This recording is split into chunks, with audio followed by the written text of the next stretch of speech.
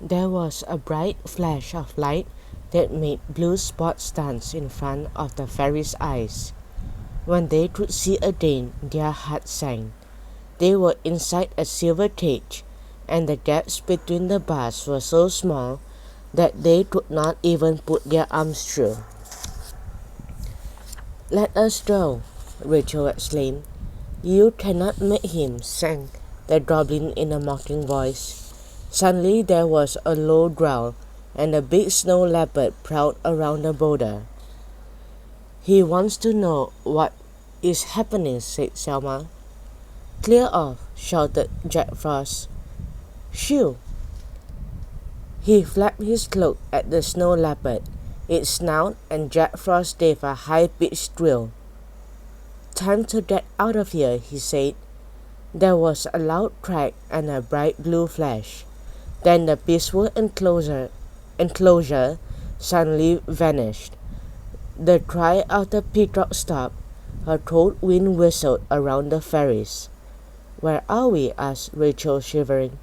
Their cage was lying on the side of a soft bank of snow. Above them snow clouds filled the air. Below and all around was a sea of white. "Welcome to the Blue Ice Mountain," said Jack Frost. "We have been here before," said Kirsty with a burst of hope. This is where Alyssa the Snow Queen Fairy lives. I am sure she will help us." "Alyssa, Alyssa!" "Shouting will not help you," said Jack Frost. "The Blue Ice Mountains are huge, and that silly Snow Queen Fairy lives miles away. No one would ever find you." He threw back his head to laugh and bumped it on an icicle, which broke off and fell down the back of his cloak. "Youch!" he shouted, hopping around in alarm. "That is nippy. Get it out of my clothes." He reached up and pulled out the icicle. He dropped Dottie. At once she jumped up and darted away. "Get her!" he yelled. Jack Frost and the goblins charged off after Dottie. Selma sank to the floor of the cage and covered her face with her hands. Kirsty hurried to give her a warm hug. Rachel was still standing beside the bars of the cage. "It is no use," said Selma. "I am so sorry, Rachel and Kirsty. We are trapped." "Maybe not," said Rachel. There was excitement in her voice. She pointed to something long and thin lying in the snow. "It is your wand," she told Selma. "I saw it drop out of Jack Frost's hands when he was dancing around to get the icicle out."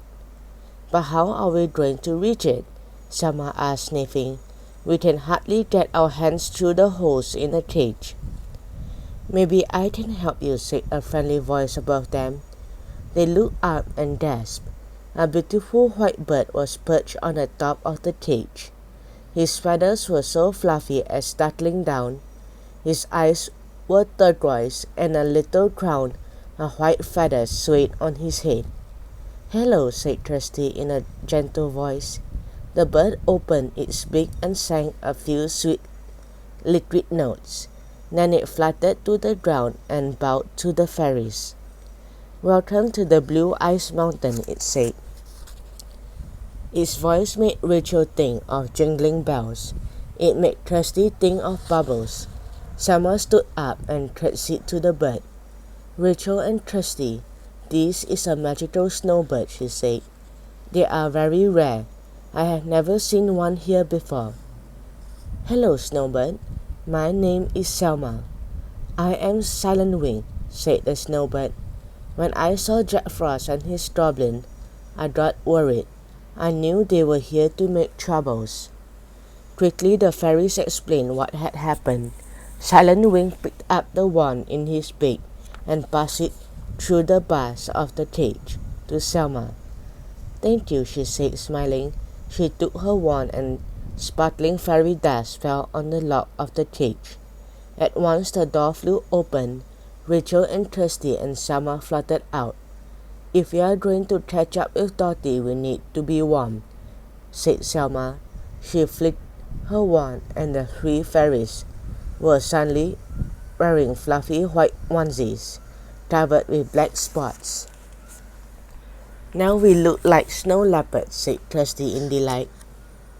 How can we thank you for helping us to escape? Said Rachel to Silent Wing. There is something you could do, he replied. Help me to send Jack Frost away from the mountains. All the animals are scared of him. Whenever he comes here with his goblins, they hurt our home. What do they do? Kirsty asked. They always leave trails of rubbish, said Silent Wing. They destroy plants and damage trees. Once they lit a fire and melted the snow, we made our nest in the snow, and many of our homes were ruined. We will not let them spoil your beautiful home, Selma promised. But first we have to find them.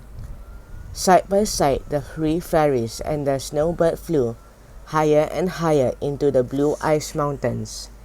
Their breath was misty in the cold air, but they felt snugly warm in their snow leopard onesies. Look down there, said Rachel, pointing to some marks in the snow. Are those footprints? Yes, goblin footprints, said Kirsty. Lots of them. There must be a group of goblins somewhere nearby.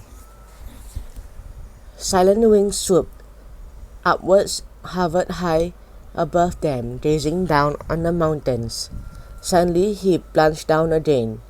I can see a fire, he said. It is in the middle of our nesting place. Please hurry.